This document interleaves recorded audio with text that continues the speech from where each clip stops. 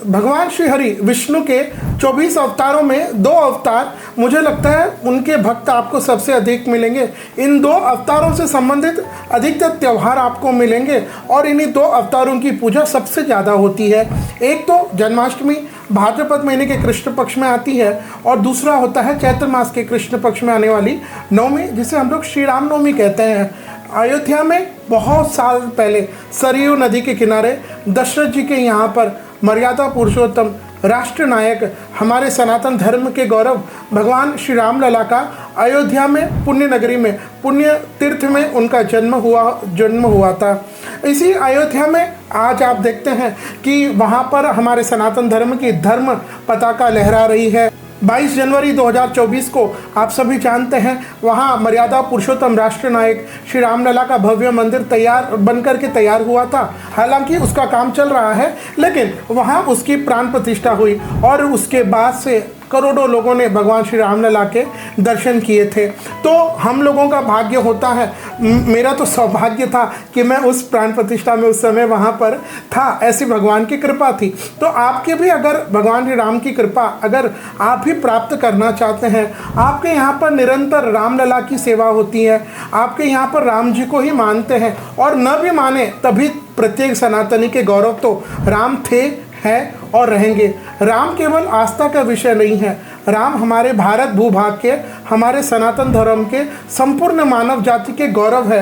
उनके बिना हम हमारे सनातन धर्म को इमेजिन ही नहीं कर सकते। इसलिए प्रत्येक सनातनी को चैत्र मास के शुक्ल पक्ष में आने वाली नवमी तिथि को इस दिन भगवान श्री राम जी की पूजा अपने घर में अवश्य करनी चाहिए। आइए जानते हैं साल 2025 में यह श्री राम नवमी का पावन पर्व कब रहेगा। सबसे पहले नवमी तिथि वह प्रारंभ होगी 5 अप्रैल 2025 को रात्रि के 7:26 और नवमी तिथि समाप्त हो जाएगी 6 अप्रैल 2025 को रात्रि के 7:22।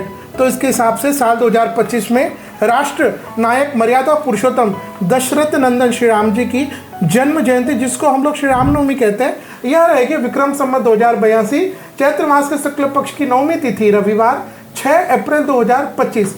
और इस दिन मध्याह्न के समय में श्री रामलला का जन्म हुआ था।